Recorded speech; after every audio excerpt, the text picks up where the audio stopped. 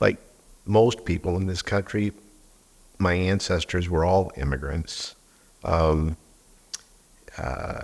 One in particular was my mother's father, grandfather, who was born in, I never get these, the names of these cities pronounced correctly, but Troyanivka, I believe, which is roughly 200 miles southeast of Kiev in Ukraine.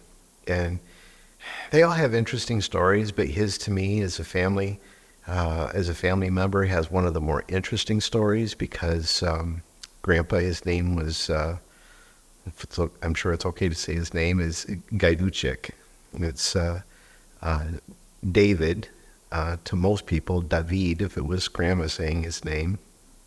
And his family were subsistence farmers, they were poor, as most people in that region. If you were to look back, right now we're going through this tremendous conflict in Ukraine and Russia.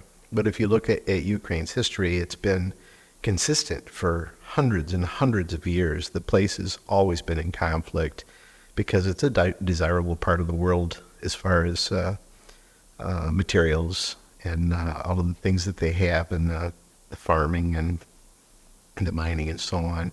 But Grandpa, they were subsistence farmers, and Grandpa was born in 1892, and they just had a life that people had until he had two younger brothers and two younger sisters. He was the eldest, and when he was 14 years old, he and his father, Sergeyevich, were both contracted typhoid fever. We assume that's what it is, and of course back then records don't exist, but it would be consistent with what was happening in that part of the world at the time. And sadly, his father did die, and he was left as the eldest young man in the family. But during that time, they believed. One of the interesting things about Grandpa is that they felt treating that disease, starvation, don't feed them anything, and let them sweat it out and survive. Of course, his father did not. Knowing my grandfather throughout his entire life, he ate a boiled potato every single day. It was the first thing he did when he got up in the morning. Is he would get up and boil potatoes. And if you happened to be at their house and you were asleep, he'd come knock on your door and say the potatoes were ready if you want a potato. But what that came from is when he at the same time lost his father, and he was lying in bed with no food in the middle of the night, starving. He could smell the potatoes that they would put in a pot on the wood stove so that they would be ready when everybody was up in the morning, and he could smell those potatoes, and so he had no strength. As my grandma told me this story, that he crawled from his bed to the stove, reached into the hot water and pulled out a potato and ate it. And he felt that it saved his life, and it probably did. And so Grandpa spent his entire life eating a boiled potato every day. Shortly after my grandfather's survival of typhoid fever. At this point, he's 14 years old and born in 1892. Unfortunately, they were just about to embark on the Russian-Ukrainian war, which happened within a year or two of that time. And all of the young men in the entire region were being gathered up by the forces to be enlisted into the army. This was not a voluntary situation nor a draft situation. They just came and got you. According to my grandmother's, the recollection, of course, these are all from stories, but they would just come gather up all the young men, and off to the army they went. And being of age at 14, 15 years old, his mother and sisters felt that they had to get him out of the country, which was illegal. Apparently they were not allowed to leave, which you can understand. If they're gathering up, you can't just go running off.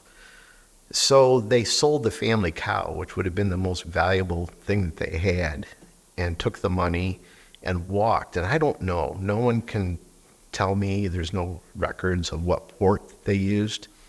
But they had to walk hundreds and hundreds of miles to get to a port where, of course, he couldn't get a ticket because it was illegal. He had no papers, documentation to get a ticket to get out of Europe. So they took the money and bribed a captain on a cargo ship to get him out of Europe. And apparently it took about a month, and he ended up in Canada, where he worked for a few years in a lumber camp as a cook. And of course, as someone from Europe, I can only imagine that everybody thought you had to go to New York if you were going to be in the United States. So he made his way from Canada to New York when he was able to save up enough money. And of course, as a boy who grew up in the country on a farm, he wasn't impressed with New York. So somehow, no one knows why, he went to Connecticut. But he heard about Michigan and how similar it was, apparently, to where he grew up in Ukraine. So it's the reason he came to Michigan. And of course, being the capital city, he ended up in Lansing, where he took on jobs as a construction worker.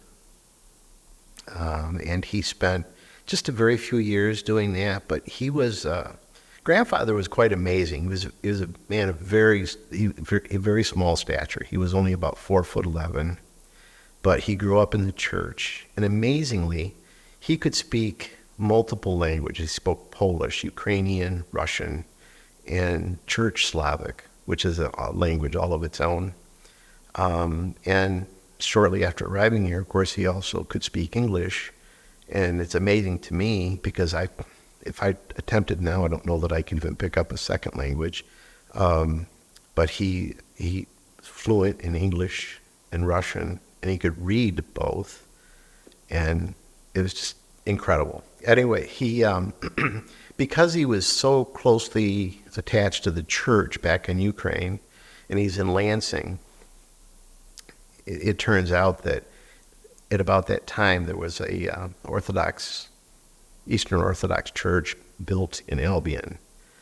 So he moved to Albion from Lansing, where he continued construction work for a short period of time until Motor Wheel attracted him back to Lansing with now my grandmother, that they met in Albion, and they moved to K Street in Lansing, which I'm not even sure if K Street even exists anymore, and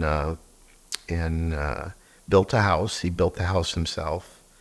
It was never really finished because this was coming into the Great Depression and World War, and so the family members would tell me how the only part of the house that was finished to any degree was the basement, where they had a toilet and a sink, no bathtub or shower, and that's where they lived, in the basement with an unfinished upstairs until the world changed again. So my mom and her sisters grew up in that, in an unfinished home, just living in the basement with chickens in the backyard. Grandpa working at Oldsmobile. They were incredible people. When you go back and look at our ancestors and the things that they went through. Sad, one of the most disappointing things about both sets of grandparents, both my mother's side and my grandfather's side, I can't tell you how many times I begged as a young child, my grandparents to teach me Russian or German, depending on which side you were on. And they absolutely refused. English was to be only English was to be spoken in the house, to be proud to be American and speak English. And the only time you ever heard anything other than English was if somebody got angry at somebody, but but they absolutely refused. My Grandpa Chick, we called him, instead of Canoe Chick. It was a little bit too long for us little ones. And my Grandpa Powell, who was a builder, he built homes in Lansing.